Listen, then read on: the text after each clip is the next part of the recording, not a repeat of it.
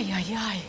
I'm sorry you had to wait for all that. I did not expect that. That's the first time he's ever wrote me into that meeting. No, it's okay. Yeah, usually him and the guys do it. It's okay. Okay. Just like insanity. Okay. How are you feeling? I'm feeling,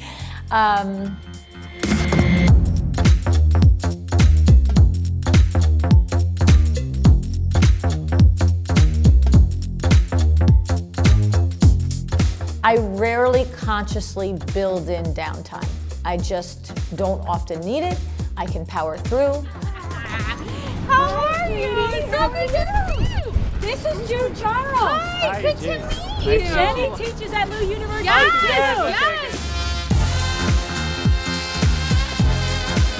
And the thing is, I'm an extrovert, so as soon as there's something to do, I want to do it.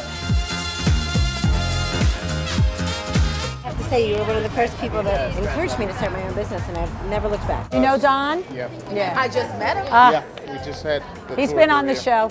I love your stuff. Oh, thank you. We'll have to get you on the show. How many years are you in business? Just turned 3. Nice. Just turned 3, yeah. Are you making money? I am making money. You are. Yeah. Love Thank it. you so much. I love your podcast. I listen to it like every day. Oh, that's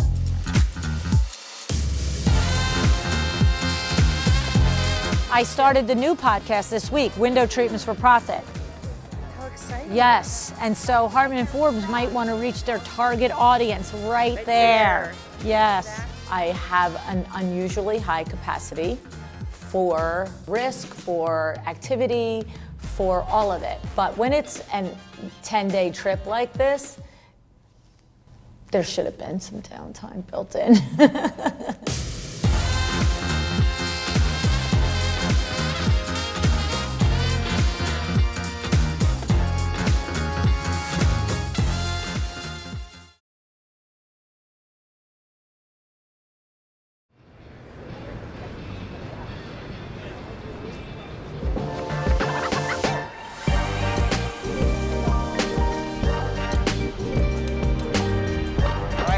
Good afternoon, full house. Great to see everybody back here at Market in person. If it's your first time to Universal, thank you for coming. There's a ton to see. We're excited to have Sandra Funk back. She's always just has so many great insights to share, and again, we're so happy to have you all here. So, Sandra, take it away. Yay, you guys. Hi, welcome. Thank you so much for being here. It has my heart going pitter-patter, and I hope it slows down so that I can actually talk without shaking.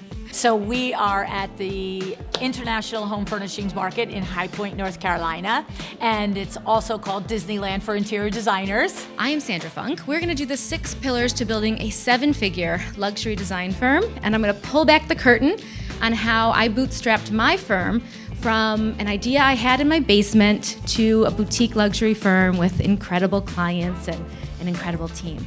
The other part about High Point is the education and the business tracks. So there's always lots of panel discussions and presentations, trying to assist interior designers in every which way they can to just round out their business knowledge. So I worked for other people for about 5 years and then started my own firm, House of Funk, in 2005. Of course, I'm a real human. I have family and dogs and husband and, a whole life besides all of that, and I was just trying to keep all the plates spinning, right? Just run around like a crazy person, and it was exhausting, honestly.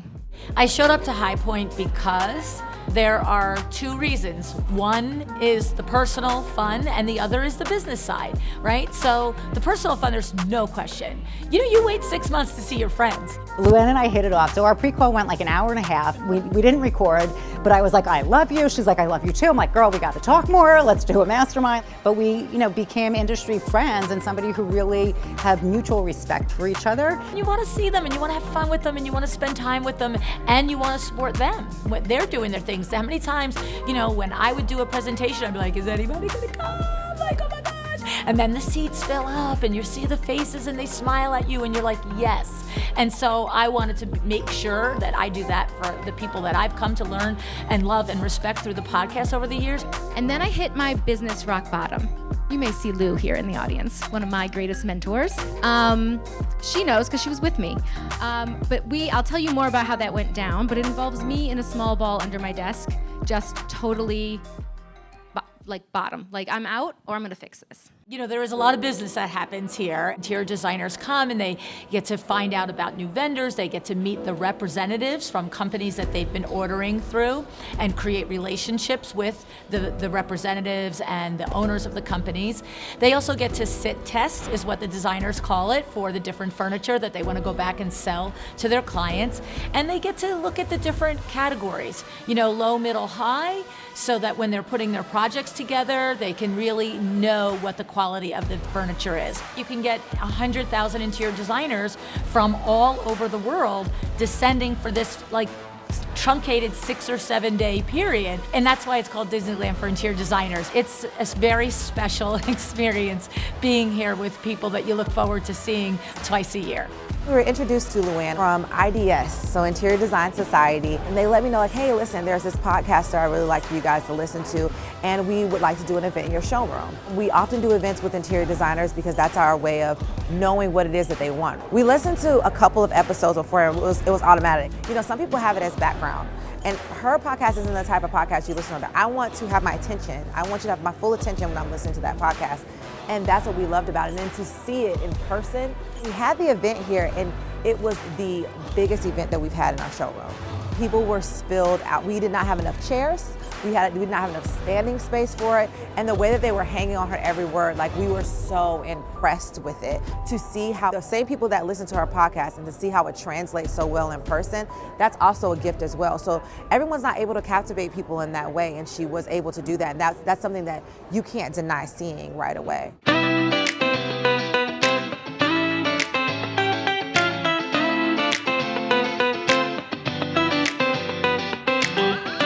Cheryl Luckett is an amazing business mind.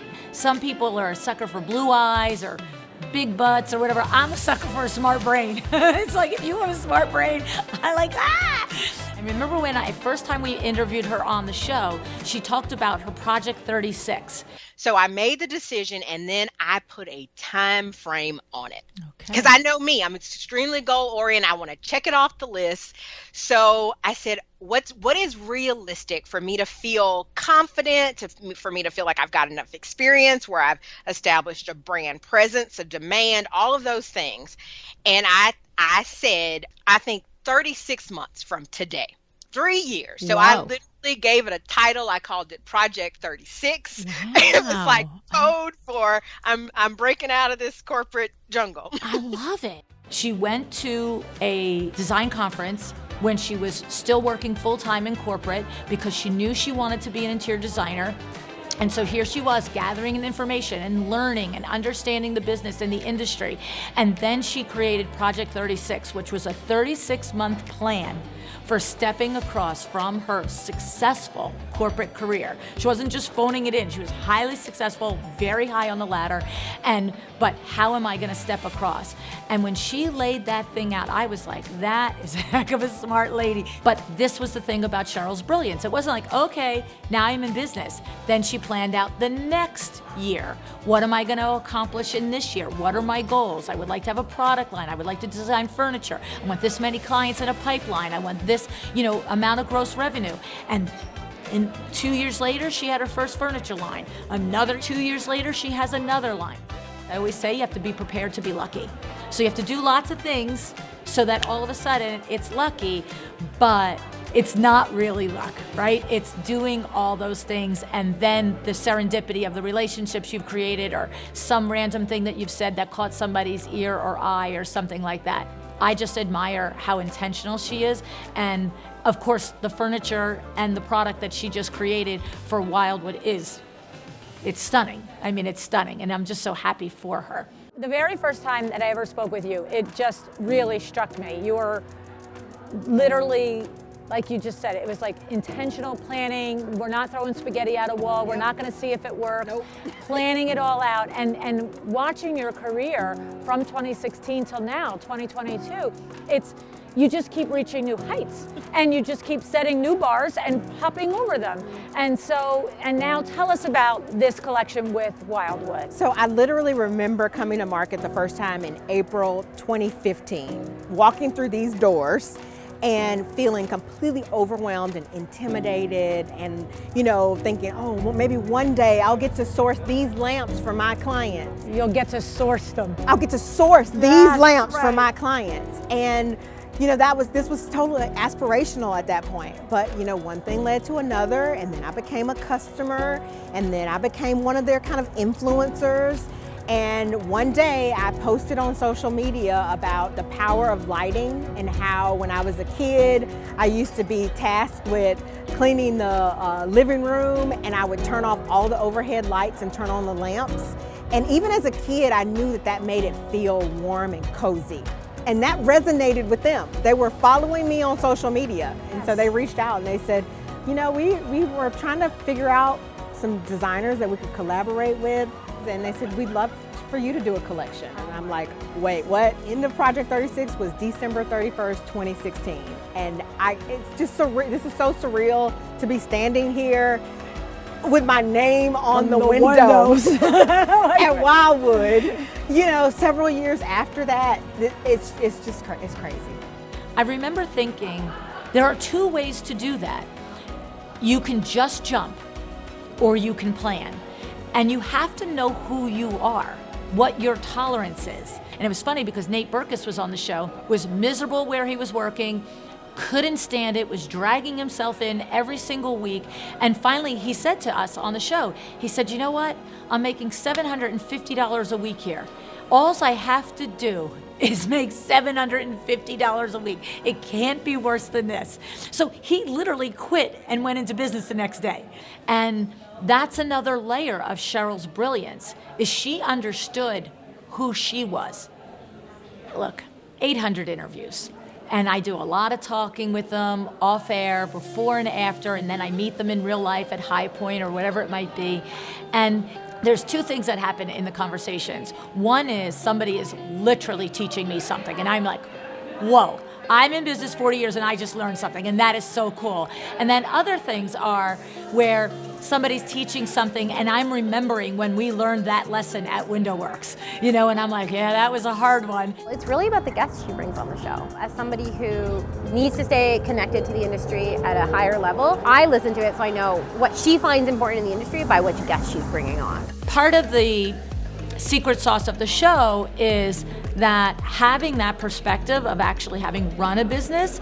And so when somebody says something and maybe they're teaching us something, all right, I get it. Like, we're just gonna do A plus B equals C. But getting that B into the A is not so easy. The way that Luann asked the questions and the way that she asked people to maybe reform their answer, like to go back and say, can we just rewind a little bit here? Because she understands that the audience may not be at the level of what the person is talking about. It's like an algebra problem. It's like x, y to the second, this and that and the other thing. And it's like, and then it equals this. And when you've learned how to do algebra, you're like, but it's not that easy. It takes like 90,000 semesters of F's in algebra before you can do that. And what happens is always the guest that's teaching it will then remember the pain. And they're like, yeah, no, right. No, it was a lot to get from A to B. So, and I go, okay, so talk to me about that getting in between the A and B, because I know C is our answer, but what's that like? I am in an airport with Luann. We are leaving my first ever speaking engagement in the design industry that Luann invited me to be a part of. And I got a phone call from a client, and it was the third client in 3 weeks that told me that they were canceling the contract, that they didn't want to work with me anymore. Well, initially when I opened the company for business, I thought that by putting it out on the website, on the internet, putting my name out there as far as, hoping for word of mouth business to kind of come in, that the doors would just open and I would just become known, and that the work would just come raining down from heaven in copious amounts of opportunity, but that's just not what the universe had in mind. So I turned to Lou and I started to tell her, this project just fell apart, here's what's going on, and I was devastated. And Lou, being Lou, said to me, well, if it was one project, I could imagine, that we could just sit here and kind of say, can you believe them? But we're talking 3 projects in as much, in 3 weeks. I think you gotta look at what's happening in your firm that's making them fall away? My face first went, and then it was like, oh, you know, it's like that moment, like your first reaction is like, no, it's not me, it's them. And it was like, no, it's definitely not them. And like I said, they had been telling me what was wrong, but I didn't know a better way. I had to knock on doors, like literally knock on 779 doors to find my first client. You know, bruises and cuts later, I am here and it all worked out. So I learned a great lesson. I've gotten as much or more. And that's the cool thing. Like I said, I learn something every show. This is the truth. It wouldn't work if it weren't both ways. If I wasn't being impacted, I would be bored of it. And if the impact wasn't going out, nobody would listen anymore. I'd be in a closet going, this is great. Everybody would be like, not really. You know what I mean? So I love it.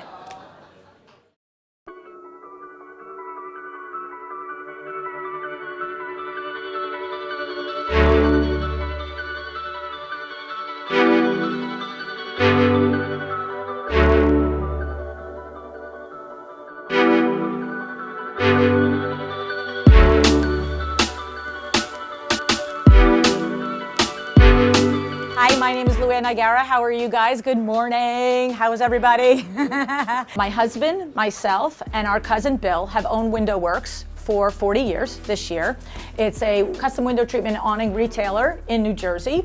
And in the last 6 years, I've started a podcast, A Well-Designed Business, where I teach creatives, particularly interior designers, how to be more profitable and more efficient. We just launched a new podcast this week, Window Treatments for Profit, which is now going to do the same thing for window treatment professionals.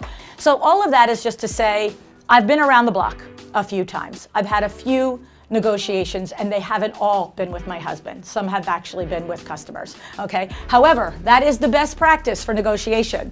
And I'll tell you why, because that's someone that I love very much. So when I'm negotiating with my husband, I am focused on the win-win. And this is one of the real keys of negotiation, is focusing on the win-win. IWCE, International Window Covering Expo, going on 4 decades by Grace McNamara. Now her daughter Anya is in the business with her as well. And it is the #1 premier window covering expo. It is like, you know, the high point for the window treatment industry, and tons of vendors, tons of education tracks, and then we go right into our Exciting Windows Conference. So the Exciting Windows Conference always banks up to that because all the window treatment people are in, and that is our company, Exciting Windows, that we have 2 other partners with, Vinny and I, and in that company we teach window treatment professionals to be more efficient and more profitable. And we meet twice a year as a group, and we do the same thing, education tracks and speakers, and just being with our friends again, and hanging out with them at dinners and bars and, you know, all the things. What's your one takeaway after High Point, after IWCE, after Exciting Windows? What's your takeaway? What do you go home with? Well, I have a personal takeaway that I am not invincible and not without an endless reserve of energy, which I think previously I thought I might have been. Honestly, I think that is actually an important takeaway for me to understand. Beyond that, when I think about the whole last 10 days, it's not a new one, but it is just the consistent reminder that everything happens from relationships. It really does. Just like a plant flourishes by nature of, you know, receiving proper sunlight and water, I think that the relationship between Luann and I has grown and flourished because we both were putting in equal effort to sustain the relationship. Partnering with her, whether it be on speaking engagements or her Luann Live program, she was always very kind about, you know, reciprocity and giving back to me, whether it be promoting my new book or introducing me to people that she knew I would love to work with and partner with. And yet it didn't feel gimmicky or, you know, gotcha. It felt very authentic, which I think speaks to, you know, her personality. So I think in that way, it flourished in a very effortless way. And that's the best kind of co-created relationship. It is, you know, the relationships with the different sponsors that I have. So I can honestly say that had it not been for her help and the exposure that she's allowed us, that our business would not be growing the way it is today. She has single-handedly made the difference for us. Our industry is one that is all about relating to people. Designers spend their lives making people happier, creating better environments for them, and constantly communicating with people. And we look for that in a partner too. And then the relationships with the podcast listeners and the guests of the podcast, and then to come to the IWCE, and it's the same thing. It's, you know, a different crew of relationships here with Grace and Anya. I learned a lot about business. There's always something that I take away. That's why after 800 plus interviews, I'm not bored, because I'm happy to learn one thing. But I think when I sit and reflect on it, it is the relationship, and it's the relationship with me and Vin too, because we're like just in this thing together, and we're like two ships running around doing all the things, and then every once in a while he'll just look over at me and he'll be like, this is a pretty cool thing. And I'm like, it is, you know, and then he'll, you know, that was good what you did. And I'm like, that was good what you did, you know, and it's fun.